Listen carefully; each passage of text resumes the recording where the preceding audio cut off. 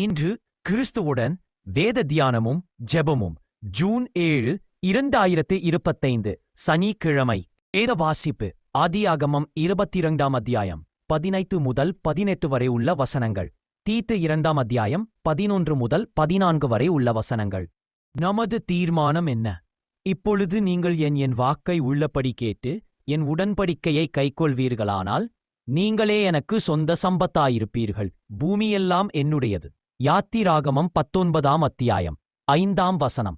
இம்மட்டும் அழைத்து வந்த தேவன் தமது ஜனத்திற்கு ஒரு நிபந்தனையை விடுக்கிறார். என் வாக்கை கேள், ஒன்றையும் கூட்டாமல் குறைக்காமல் உள்ளபடி கேள், என் உடன்படிக்கையை கைக்கொள். அப்பொழுது நீ என் சொந்த ஜனமாவாய், நான் உன் தேவனாயிருப்பேன். கர்த்தர் தாமே ஆபிரகாமை பெயர் சொல்லி அழைத்ததும் இஸ்ரவேலரை தமது சம்பத்தாகத் தேர்ந்தெடுத்ததும் அவர்கள் விசேஷித்தவர்கள் என்பதினாலோ பலத்த ஜாதி என்பதினாலோ அல்லது தரமானவர்கள் என்பதினாலோ அல்ல. தேவசாயலில் சிருஷ்டிக்கப்பட்ட மனுஷன் பாவத்திற்கு அடிமையாகி தேவமகிமையை இழந்து தூரம் போனதால் தேவன்தாமே தம்மை ஜனங்களுக்கு வெளிப்படுத்தும்படியாகார். இப்பொழுதும் கூட தமது 2 வருகையின் நாளுக்காக ஒரு கூட்டம் ஜனத்தை கர்த்தர் ஆயத்தம் பண்ணி வருகிறார்.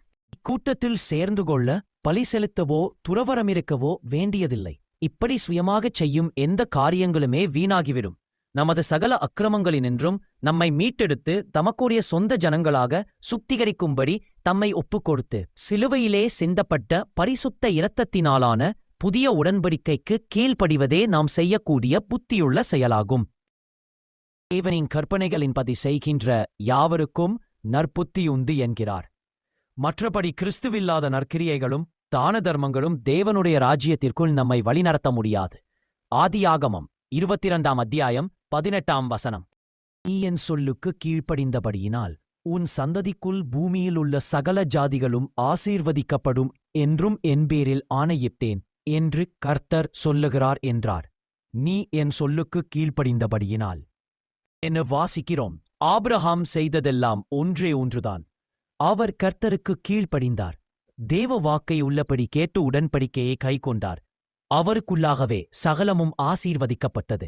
தேவ பிள்ளையே, கிறிஸ்துவுக்காக பிரயாசப்பட்டிக் கொள்ளும் கூட்டத்திலே உன்னையும் சேர்த்துக்கொள். அவரது வசனங்களை கைக்கொள்வேன் என்று தீர்மானம் எடுத்துக்கொள்.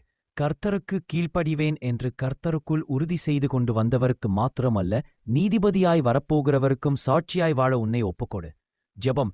எங்கள் நேசபிதாவே, உமக்கு மட்டுமே முற்றிலும் கீழ்ப்படிவேன் என்றும் உமது வசனங்களை உறுதியாக கடைப்பிடிப்பேன் என்றும் தீர்மானிக்கிறேன். அதில் இறுதி வரை உறுதியாய் நிலைத்திருக்க கிருபை தாரும். ஆமென். கர்த்தர் தாமே உங்களை ஆசீர்வதிப்பாராக.